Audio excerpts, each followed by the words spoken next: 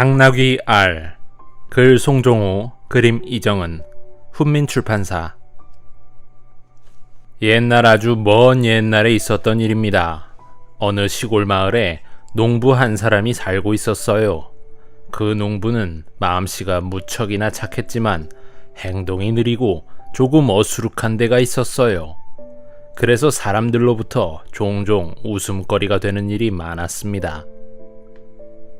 어느 날이었습니다. 농부의 아내가 농부에게 배 한 피를 내주며 말했습니다. 장에 가서 이 배를 팔아 살림살이에 필요한 것을 사오세요. 농부는 배 한 피를 등에 메고 터벅터벅 장으로 걸어갔습니다. 그리고 이 가게 저 가게를 기웃거렸지요.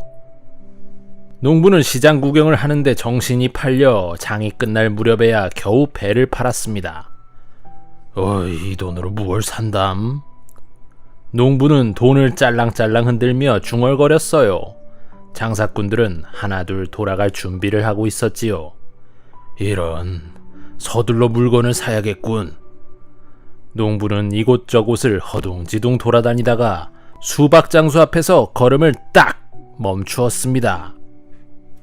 검은 줄이 그어진 이 둥그런 것이 도대체 무엇이오?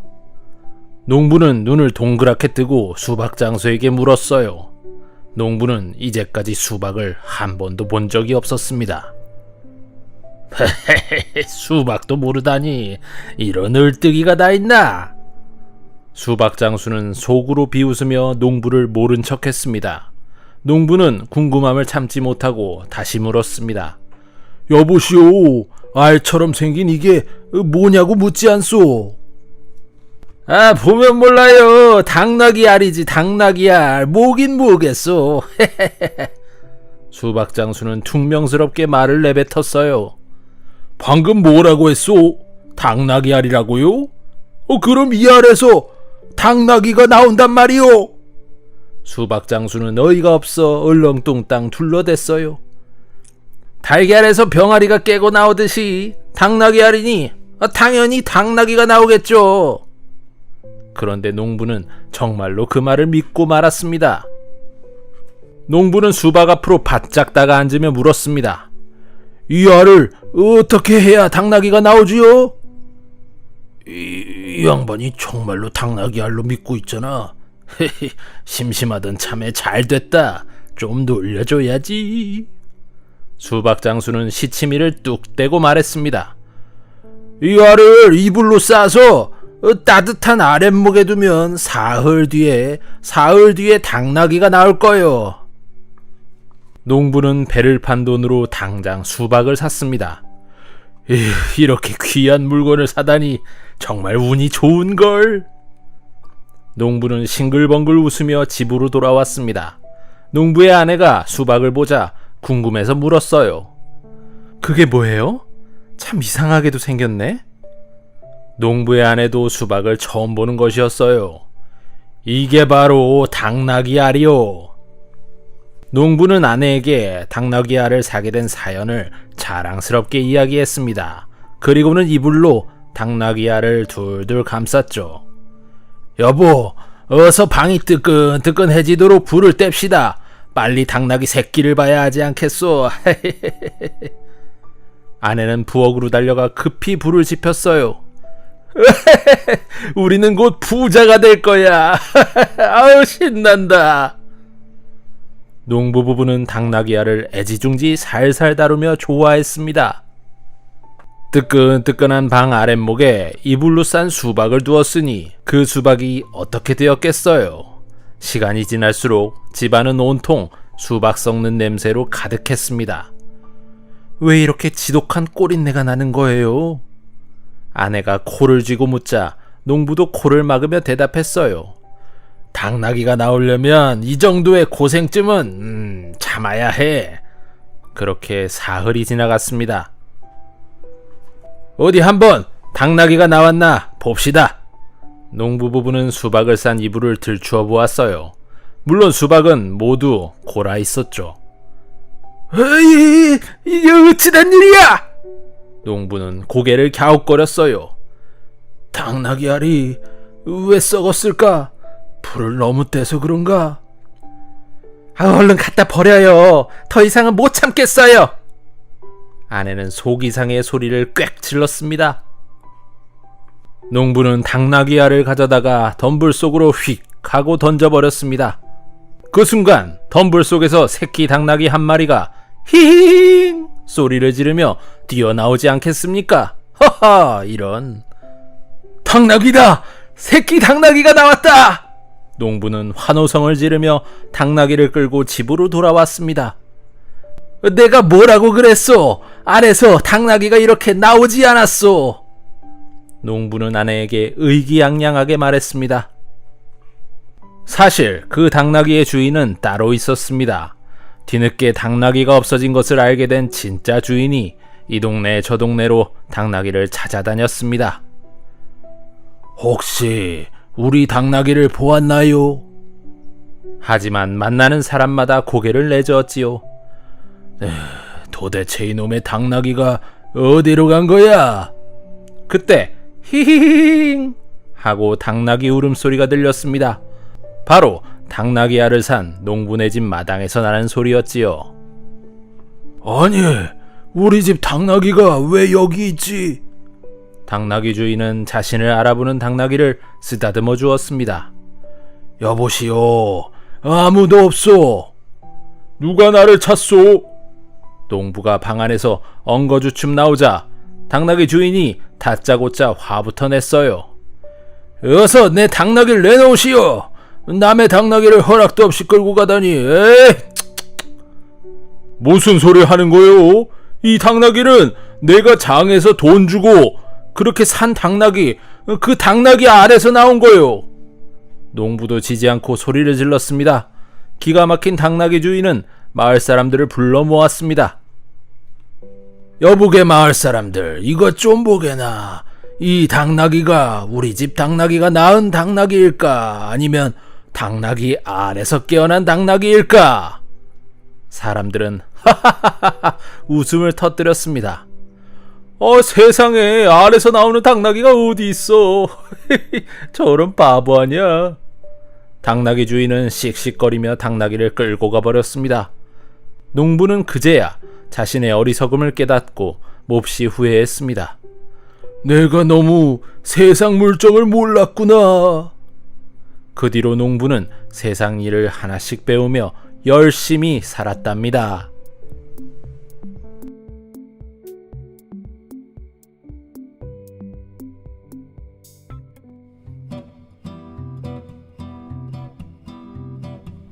은혜 갚은 호랑이. 글 조항록, 그림 윤덕진, 훈민출판사.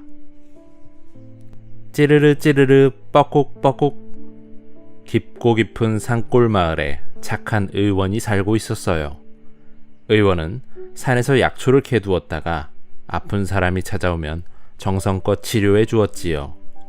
또 굶주리고 다친 동물들도 잘 보살펴 주었습니다.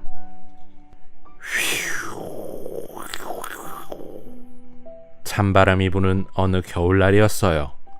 의원은 방 안에서 약초를 썰고 있었지요. 그때 누군가 부르는 소리가 들렸어요. 도와주세요, 의원님, 도와주세요. 이런, 누가 또 병이 났나 보네. 의원이 혀를 차며 방문을 열어보니 아기 호랑이가 오들오들 떨고 있었어요. 에이, 호랑이잖아. 의원은 화들짝 놀라 그만 그 자리에 쿵 하고 주저앉았습니다. 의원이 벌벌 떨며 얼른 문을 닫으려는데 아기 호랑이가 울먹이며 말했어요. 제발 도와주세요. 아버지가 많이 아프세요. 아기 호랑이의 눈에 눈물이 그렁그렁 맺혔어요. 의원은 아기 호랑이의 간곡한 부탁을 차마 모른 채 할 수 없었습니다. 아기 호랑이야, 이리 들어오렴. 의원은 가까스로 용기를 내어 말했어요. 대체 너희 아빠가 어디가 아프다는 거냐? 커다란 뼈가 목에 걸려 아무것도 못 잡수세요. 아기 호랑이는 눈물을 흘리며 말했어요. 잘못하면 호랑이 밥이 될지 몰라. 그렇다고 그냥 둘 수도 없고. 의원은 곰곰이 생각에 잠겼습니다. 마침내 의원은 결정을 내렸어요. 그래, 함께 가보자꾸나. 고맙습니다, 의원님. 아기 호랑이는 저를 꾸벅꾸벅 했어요. 부모를 위해 나를 찾아온 네가 참 기특하구나. 의원은 아기 호랑이와 함께 깊은 산속으로 성큼성큼 걸어갔어요. 어느 산중턱의 어두컴컴한 동굴 속에서 커다란 호랑이가 끙끙 앓는 소리를 내고 있었어요. 아버지, 의원님을 모셔왔어요. 이제 걱정 마세요. 아기 호랑이가 밝은 목소리로 아빠 호랑이에게 말했어요. 목에 걸린 뼈를 빼내려면 호랑이 입속에 손을 넣어야 하는데 괜찮을까? 의원은 걱정이 되어 다시 가슴이 콩콩 뛰었습니다. 의원은 호랑이에게 조심스럽게 다가갔어요. 어디 입을 하고 벌려보렴. 호랑이는 들릴 듯 말 듯 어흥 소리를 내며 입을 쩍 벌렸습니다. 그래, 정신만 똑바로 차리면 살 수 있다고 했다. 의원은 호랑이의 입속을 여기저기 살펴보았어요. 호랑이의 목구멍에 깊숙이 박힌 뼈를 발견한 의원은 손을 쑥 집어넣었습니다. 자, 움직이면 안 된다. 아프더라도 꾹 참아라. 금방 내가 빼내줄 테니까. 덩치 큰 호랑이가 아픔을 못 이겨 눈물을 뚝뚝 흘렸어요. 아기 호랑이가 걱정스러운 눈으로 이 모습을 멀뚱멀뚱 바라보았지요. 의원이 땀을 한 동이나 흘렸을 무렵에 드디어 호랑이의 목에 박혀있던 날카로운 뼈가 뽑혀 나왔습니다. 호랑이는 시원한 듯 울부짖었습니다. 아이고, 이렇게 큰 뼈가 목에 박혀 있었으니 그동안 몹시 아팠겠구나. 의원은 가지고 간 약초를 찧어서 즙을 내어 호랑이의 상처에 정성껏 발라주었습니다. 호랑이는 의원에게 넙죽 절을 했습니다. 의원님, 이 은혜는 절대 잊지 않겠습니다. 의원은 흐뭇한 마음으로 짐을 꾸려 산길을 내려왔습니다. 자기를 구해줬다고 고마워하는 걸 보면 비록 짐승이라도 못난 사람보다 훨씬 낫구나. 아기 호랑이는 먼 곳까지 의원을 배웅했어요. 얼마 뒤 산속에 큰 눈이 내렸어요. 눈이 높이 쌓여 길이 없어지고 말았지요. 의원은 집에서 꼼짝달싹 못하게 되었어요. 먹을 것도 다 떨어져 가는데 큰일 났군. 장에 가서 약초라도 팔아야 될 텐데. 의원은 마당을 서성거리며 크게 걱정을 했습니다. 그러던 어느 날 수북히 쌓인 눈밭 위로 호랑이 2마리가 걸어가고 있었습니다. 얘야, 어서 가자. 눈이 많이 와서 의원님 집에 먹을 것이 다 떨어졌을 거다. 네, 아버지. 그들은 다름 아닌 아빠 호랑이와 아기 호랑이였지요. 아빠 호랑이는 살찐 멧돼지를 등에 지고 있었습니다. 아기 호랑이는 아빠 호랑이 곁에 찰싹 달라붙어 종종 걸음으로 걸었습니다. 쿵 하는 소리에 깜짝 놀라 의원은 방문을 열고 밖으로 나갔습니다. 그런데 마당에 커다란 멧돼지가 놓여있지 뭡니까? 아니, 이게 웬 멧돼지야? 깜짝 놀라 의원이 소리쳤습니다. 의원은 두리번 주위를 살피다가 살인문 밖에 있는 호랑이들을 보았습니다. 너희들이 주는 선물이로구나. 호랑이들은 저를 꾸벅하고는 조용히 사라졌습니다. 은혜를 갚을 줄도 알다니 정말 기특한 호랑이들이야. 의원은 크게 감탄했어요. 호랑이 부자는 그 뒤에도 어려운 일이 있을 때마다 의원을 도와주었습니다. 그래서 의원은 더욱 열심히 아픈 사람들을 치료하고 다친 동물들을 힘껏 돌봐주었답니다.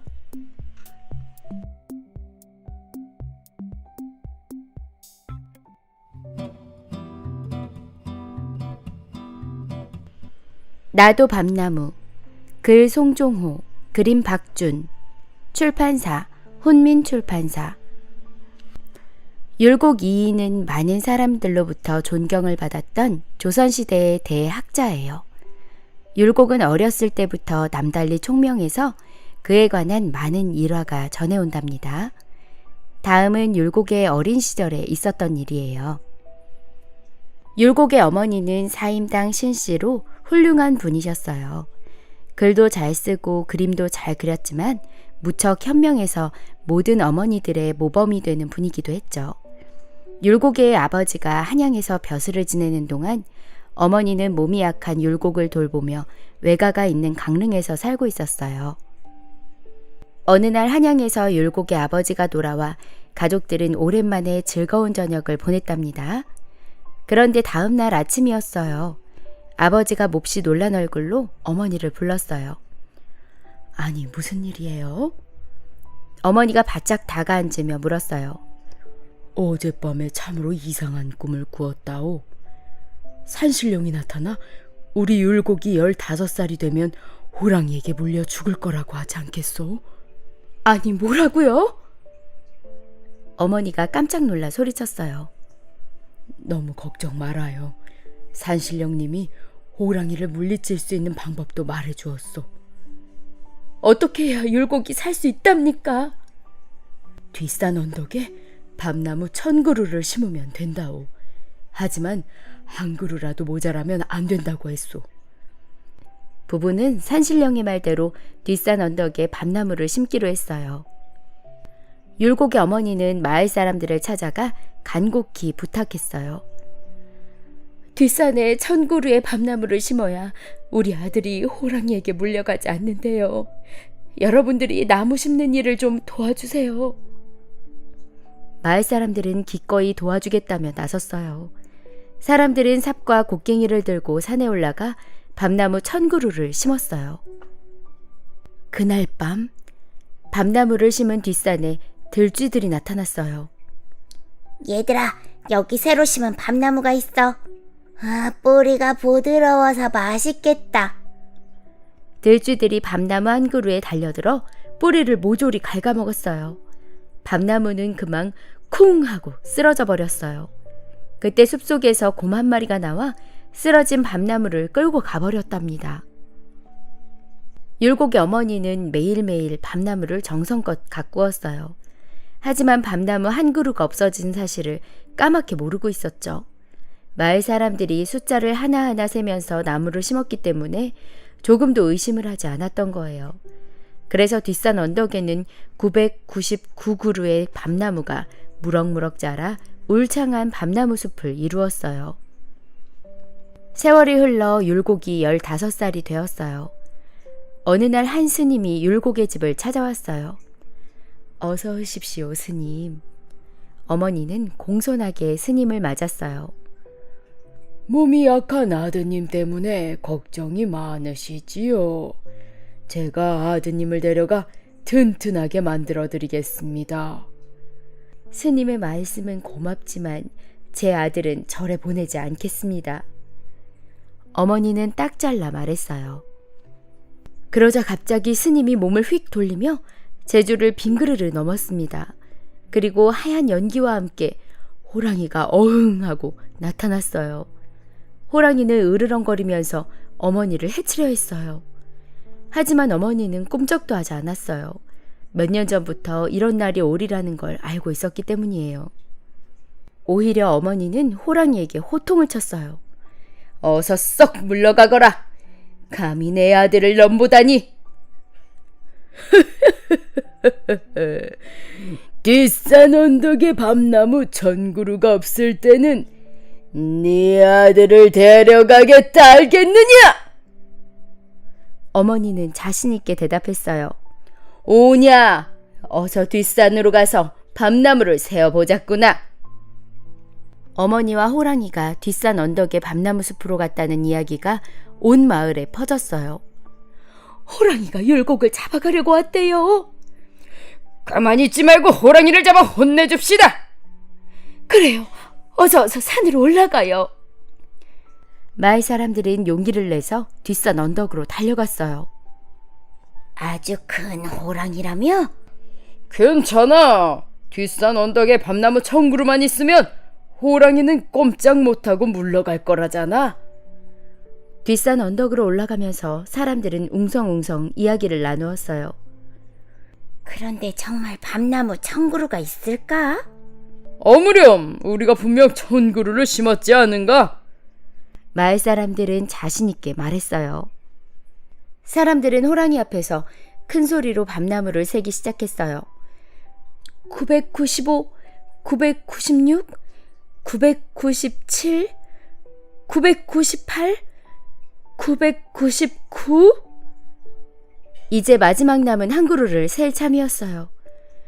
그런데 나머지 밤나무 한 그루가 보이지 않았어요. 한 그루가 어디 갔을까? 아무리 세어도 한 그루가 없는걸? 헤헤, 이제 율곡은 내 먹이다. 호랑이가 율곡에게 막 덤벼들려는 순간이었어요. 나도 밤나무야. 어디선가 작은 목소리가 들려왔어요. 사람들이 소리나는 곳으로 달려갔죠. 여기다! 밤나무 한 그루가 여기 있어! 나도 밤나무야. 밤나무를 닮은 나무가 다시 한번 외쳤어요.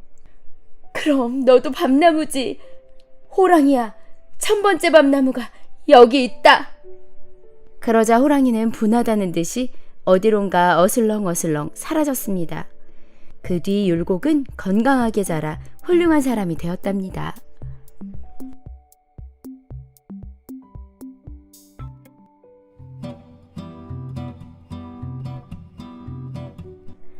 장화 홍련전. 글 신현배, 그림 김은정, 훈민출판사.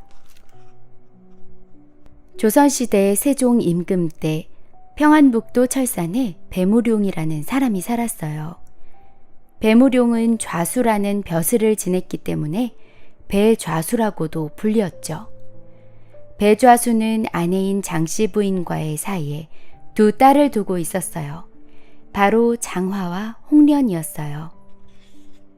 장화와 홍련은 배씨 부부가 나이 들어 얻은 귀한 자식이었어요. 두 딸은 아름답고 총명한 데다 마음씨까지 착해 많은 귀여움을 받으며 자라났어요. 그런데 어느 날 장씨 부인이 몹쓸 병에 걸리고 말았어요.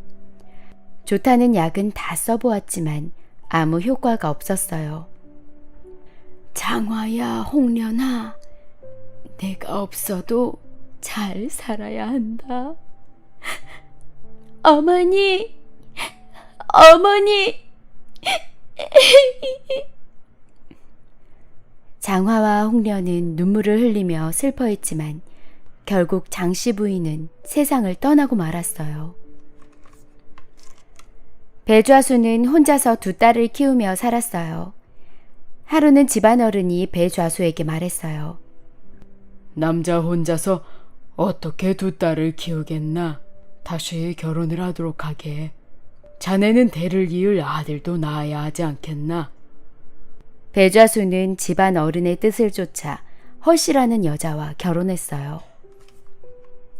허씨는 아주 못생긴 여자였어요. 눈은 퉁방울처럼 붉어졌고 코는 술병처럼 생겼고 입은 꼭 메기 입 같았어요.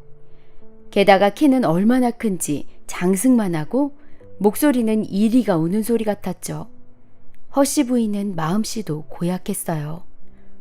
배좌수가 딸들과 함께 있는 것을 보면 잔뜩 심술이 나서 하루 종일 안절부절 못했어요. 허씨 부인은 아들을 셋이나 낳았어요. 그래서 배좌수에게 늘 뽐내며 말했어요. 나는 배씨 집안의 보배예요. 아들을 낳아 대를 잇게 했잖아요. 아들들은 어머니를 쏙 빼닮았어요. 우락부락 못생긴 데다 마음씨 또한 고약했죠. 그래서 장화와 홍련에게 못된 짓만 골라서 했어요. 배좌수는 틈나는 대로 두 딸을 사랑방으로 불러 이런저런 이야기를 정답게 나누었어요. 방 안에서 웃음소리와 이야기 소리가 깔깔깔 새어나올 때마다 허씨 부인은 샘이 나서 속이 부글부글 끓었어요. 장화와 홍련을 집안에 두어선 안 되겠어. 어떻게든 쫓아내야지. 배좌수가 집을 비운 어느 날 허씨 부인은 괜한 트집을 잡아 장화를 집에서 쫓아냈어요. 억울해요. 저는 아무 잘못도 저지르지 않았어요. 듣기 싫다. 이 집에서 썩 나가거라. 언니를 용서해 주세요. 홍련이 엉엉 울면서 매달렸지만 아무 소용이 없었어요. 장화를 쫓아낸 허씨 부인은 무서운 계획을 꾸며냈어요. 큰아들 장쇠를 불러 이렇게 속삭였어요. 장쇠야, 장화 뒤를 쫓아가거라. 장화는 산 너머에 있는 외갓집으로 떠났으니 연못 있는 데까지 따라가서 장화를 연못 속에 밀어넣어라. 알았지? 네, 어머니. 걱정 마세요. 허씨 부인과 장쇠는 마주보고 히히히 웃었어요. 장쇠는 장화의 뒤를 금방 쫓았어요. 장화는 장쇠를 보고 깜짝 놀라 말했어요. 장쇠야, 네가 여긴 어쩐 일이니? 너희는 우리와 함께 살 수 없어. 미안하지만 저 세상으로 가줘야겠어. 장쇠는 장화를 연못 속에 밀어버렸어요. 그때 어디선가 호랑이가 나타났어요. 호랑이는 장쇠를 덥석 물고 숲속으로 사라졌어요. 혼자 남은 홍련은 슬픔에 잠겼어요. 언니는 지금 외갓집에 도착했을까? 불쌍한 언니. 홍련은 언니 생각을 하다 깜빡 잠이 들었어요. 그런데 꿈속에 장화가 나타나 흐느끼며 말했어요. 홍련아, 나는 억울하게 죽었어. 장쇠가 나를 밀어 연못에 빠뜨렸단다. 잠에서 깬 홍련은 연못을 찾아갔어요. 홍련은 언니를 부르며 슬피 울다가 연못 속에 몸을 던지고 말았답니다. 장화와 홍련이 죽고 나서 철산 고을에서는 괴상한 일이 벌어졌어요. 철산 고을에 부사로 오는 사람마다 그날 밤을 못 넘기고 목숨을 잃는 것이었어요. 이 소식을 들은 임금님은 근심에 잠겼어요. 이 일을 어찌하면 좋을까? 정말 큰일이로구나. 그때 한 신하가 임금님께 말했어요. 정시성의 동우라는 사람이 철산 부사로 가겠다고 합니다. 아주 용기 있는 사람이니 보내면 좋을 듯합니다. 임금님은 정동우를 철산 부사로 임명했어요. 정부사는 철산 고을에 도착해서 첫날 밤을 맞이하게 되었죠. 무슨 일이 일어날지 모르니 잠을 자지 말아야겠다. 정부사는 호롱불을 켜놓고 책을 읽기 시작했어요. 그런데 얼마나 지났을까요? 찬바람이 휙 불어오더니 흰 옷을 입은 여자 2명이 머리를 풀어헤친 채 나타났어요. 정부사는 소스라치게 놀라 정신을 잃을 뻔했어요. 하지만 곧 마음을 가다듬고 더듬거리며 물었어요. 너희들은 누구냐? 저희들은 배좌수의 딸인 장화와 홍련입니다. 억울하게 죽은 저희들의 원한을 풀어달라 왔는데 부사님들은 모두 놀라 돌아가셨습니다. 장화와 홍련은 이제까지 있었던 일을 정부사에게 자세히 들려주었어요. 알겠다. 너희들의 원한을 풀어줄 테니 걱정하지 말고 가보아라. 다음 날 정부사는 당장 허씨 부인을 잡아들여 죄를 묻고 무거운 벌을 내렸어요. 그리고 연못에서 장화와 홍련을 찾아 고이 묻어주었죠.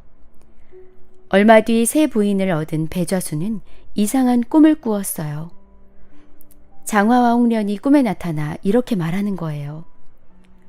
옥황상제님이 우리를 다시 태어나게 해주신대요. 그 뒤 배좌수는 새 부인에게서 쌍둥이 딸을 얻었어요. 배좌수는 2 딸에게 장화와 홍련이라는 이름을 지어주었죠. 두 딸은 어여쁘게 자라 훌륭한 남편을 얻어 행복하게 잘 살았답니다.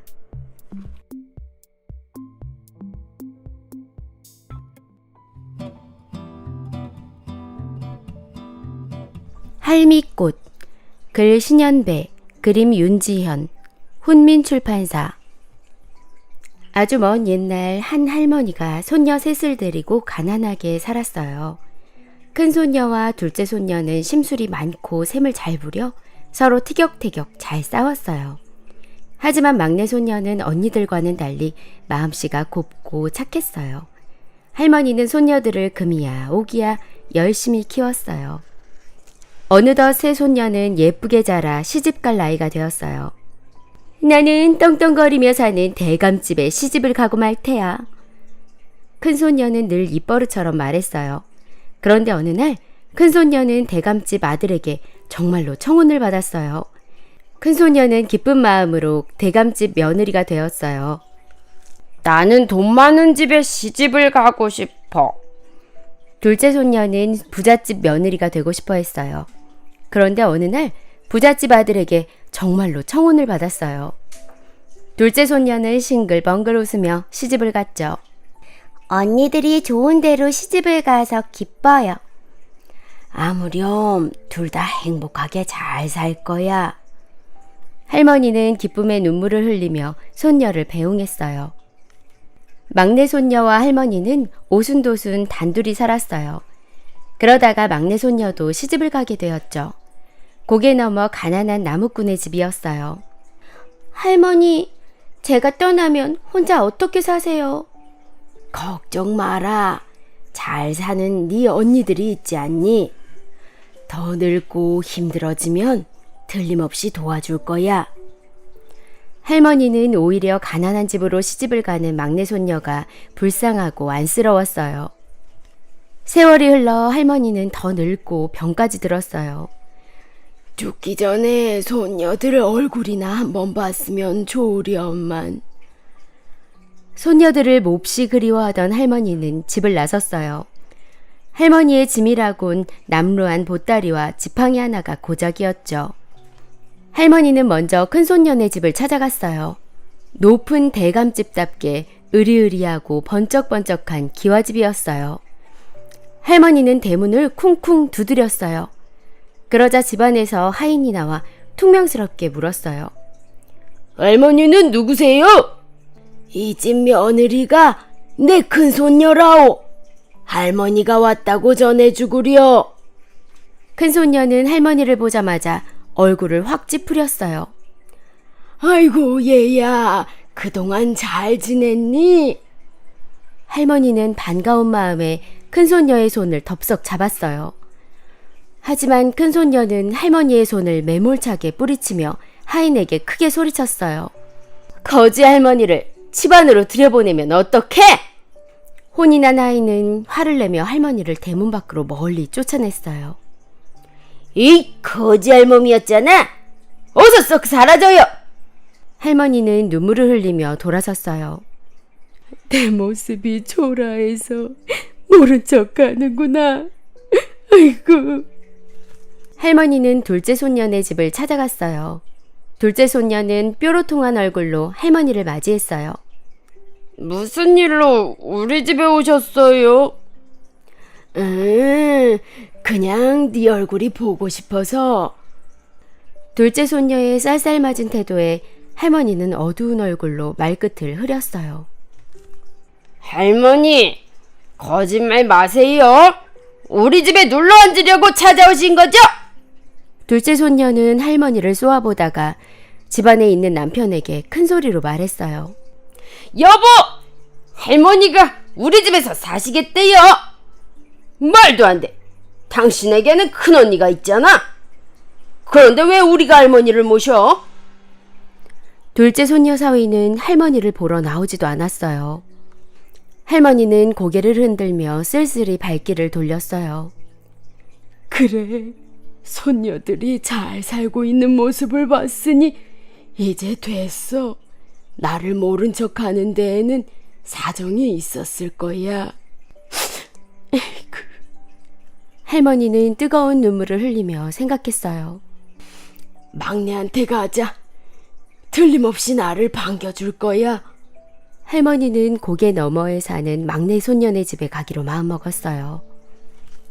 할머니는 꼬부랑 고개를 넘고 또 넘었어요.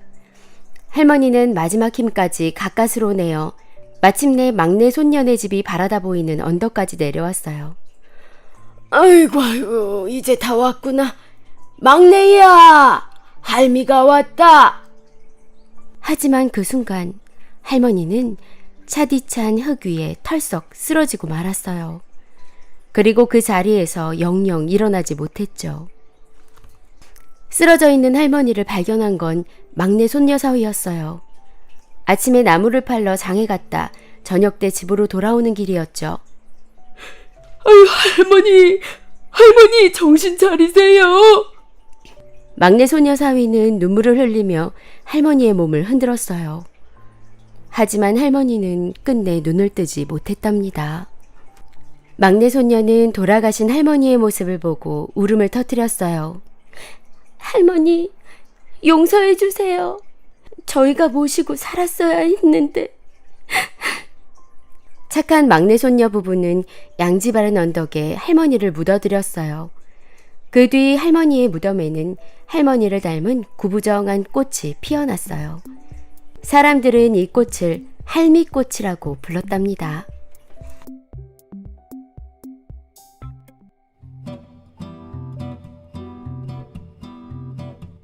제주꾼 여섯 형제, 글 신현배, 그림 심성엽, 혼민 출판사. 옛날 어느 산골에 가난한 부부가 살고 있었어요. 부부에게는 늦도록 아이가 없어 밤낮으로 정성을 다해 빌었죠.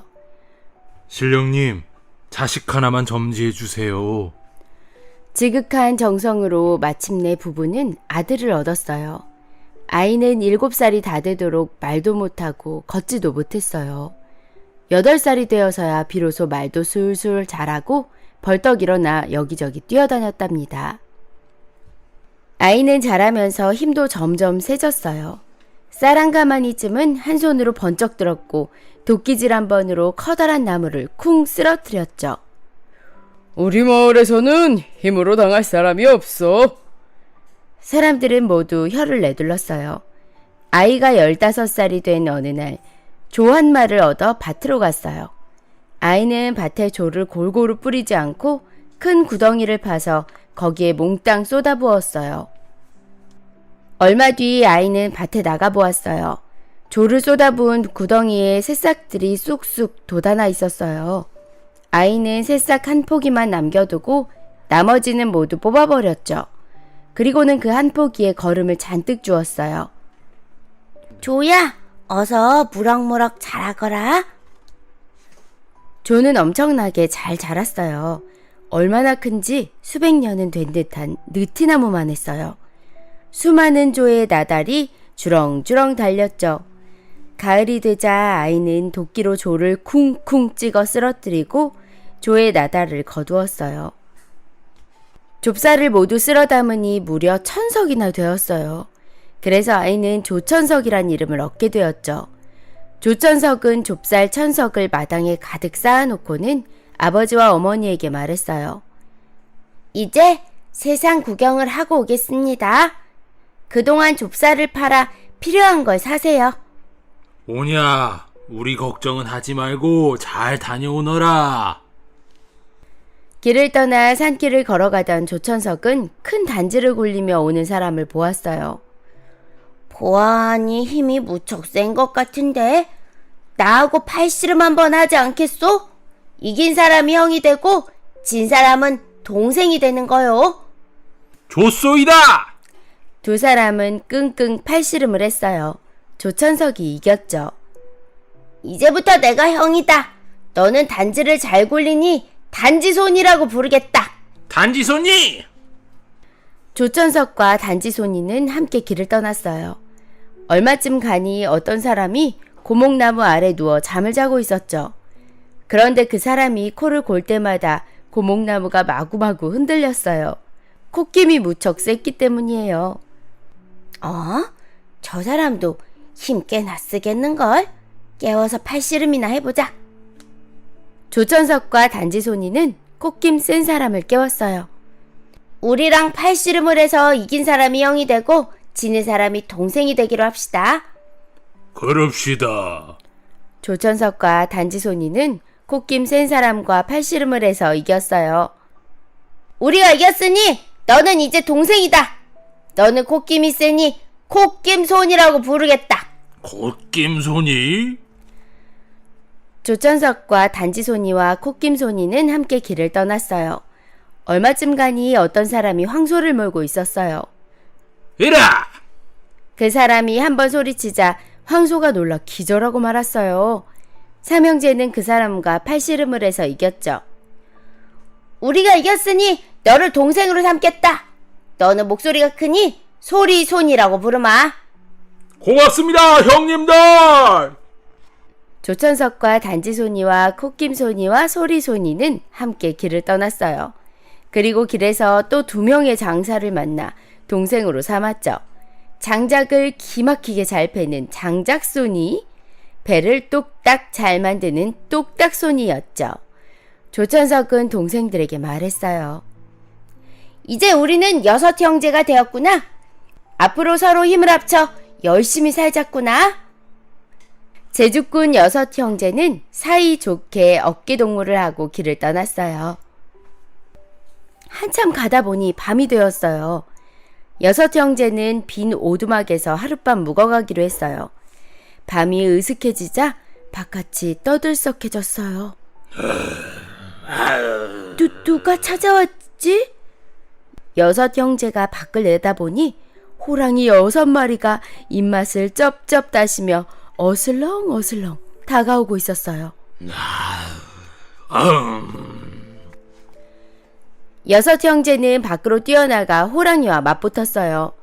조천석은 호랑이를 번쩍 들어 던지고 단지손이는 호랑이를 단지처럼 떼굴떼굴 굴렸어요. 콧김손이는 호랑이를 콧김으로 휙 날려버리고 소리손이는 고함을 질러 호랑이를 기절시켰어요. 장작손이는 호랑이를 장작 패듯 두들겼답니다. 똑딱손이는 똑딱배를 만들듯 마구마구 쥐어박았어요. 그러자 호랑이들이 6 형제에게 말했어요. 잠깐, 우리 장작 쌓기 내기를 하자. 좋아! 6 형제는 힘을 합해 장작을 쌓기 시작했어요. 먼저 소리손이가 산을 향해 소리를 지르자 온 산이 흔들리며 나무들이 쿵쿵 쓰러졌어요. 그 다음 단지손이가 나무들을 굴려오고 장작손이는 눈 깜짝할 사이에 장작을 팼어요. 조천석은 장작들을 던져 산처럼 쌓았고요. 6 형제는 장작더미 위에 올라 소리쳤어요. 어떠냐? 너희들이 졌지? 그때 호랑이들이 하고 장작더미에 불을 붙였어요. 불을 끄려고 콧김손이가 콧김을 세게 불었어요. 하지만 바람이 일어 장작불이 더욱 잘 탔어요. 걱정 마세요, 형님들. 이때 똑딱손이가 배를 뚝딱 만들더니 요술 물병을 던졌어요. 요술 물병에서는 물이 계속 흘러나왔어요. 마침내 장작불이 꺼지고 호랑이들은 물에 빠져 죽고 말았죠. 자, 이제 우리 집으로 가자! 조천석은 동생들과 함께 배를 저어 의기양양하게 집으로 돌아갔답니다.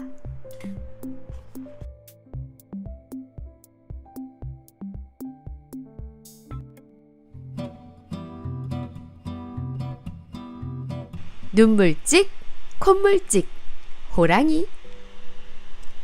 우현옥 역금, 이병호 그림. 출판사 중앙교연. 이건 아주 먼 옛날 얘기야. 어느 선비가 길을 가다가 잠시 쉬고 있을 때였대. 어흥, 어디선가 호랑이 울음소리가 들려왔어. 선비는 간이 콩알만해졌단다. 그런데 이게 뭐야? 호랑이가 구덩이에 빠져있는 게 아니겠어? 눈물찍, 콧물찍, 뒤범벅이 된 호랑이를 보자 선비는 불쌍한 생각이 들었어. 아이고, 선비님, 제발 살려주세요. 선비는 호랑이를 구해주고 싶었지만 걱정이 앞섰어. 호랑이는 사람을 잡아먹기도 하잖아. 너를 구해주면 다시는 사람들을 해치지 않겠다고 약속하겠니? 그럼요. 약속하고 말고요. 선비는 호랑이의 말을 믿기로 했어.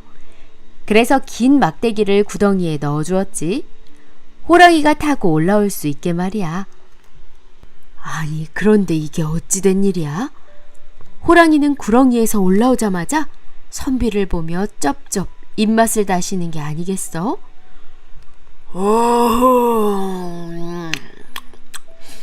하루 종일 굶었더니 몹시 배가 고픈걸. 선비는 눈앞이 캄캄했어. 사람을 해치지 않겠다고 약속했잖아. 난 네 목숨을 구해준 은인이라고. 선비는 온몸을 오들오들 떨었어.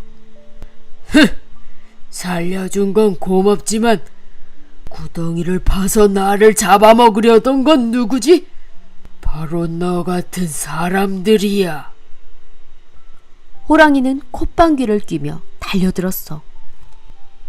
잠깐! 선비가 다급하게 소리쳤어. 이건 너무 억울해. 내가 구덩이를 파놓은 것도 아니잖아. 누구의 말이 옳은지 저 황소한테 물어보자. 좋아. 대신 내 말이 옳으면 널 한 입에 삼켜버릴 거야. 호랑이는 의기양양하게 말했지. 황소는 선비와 호랑이의 이야기를 들었어. 그거야 당연히 사람이 나쁘지. 우리 소들한테 힘든 일을 얼마나 많이 시키는데 나중에는 잡아먹고 가죽까지 벗겨 쓰잖아. 호랑이한테 잡아먹혀도 싸다고? 그것 봐. 물어보나 마나라니까. 호랑이는 커다란 입을 쩍 벌렸어. 잠깐! 저 소나무한테 한 번만 더 물어보자. 나빠. 사람이 나빠. 나한테 한 짓을 좀 보라니까. 저런, 소나무의 가지가 뚝 부러져 있잖아. 사람들은 함부로 나무를 베지? 그뿐인 줄 알아? 뜨거운 불 속에 넣어 수치로 만든다고. 호랑이야, 당장 잡아먹어버려. 그것 봐. 이제 순순히 내 입으로 들어오시지. 선비는 기운이 쭉 빠져버렸단다. 바로 그때 토끼 한 마리가 깡충깡충 뛰어왔어. 부탁이야. 마지막으로 도끼한테 한 번만 더 물어보게 해줘. 좋아. 하지만 이번이 정말 마지막이다. 배가 고파 죽겠단 말이야. 토끼는 이야기를 듣는 동안 두 귀를 쫑긋 세우고 빨간 눈을 반짝반짝 빛냈어. 어허라? 그러니까 나한테 재판을 해달라는 거죠? 선비가 힘없이 대답했지. 호랑이의 밥이 될지도 모르는데 무슨 기운이 나겠어. 좋아요. 그런데 재판을 하려면 앞뒤를 잘 알아보고 해야 되잖아요?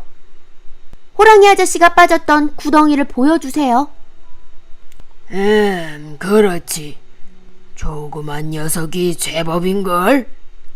호랑이는 토끼를 구덩이로 데려갔어. 사람들이 만든 구덩이가 틀림없군요. 호랑이의 말에 선비는 한숨을 푹푹 내쉬었지.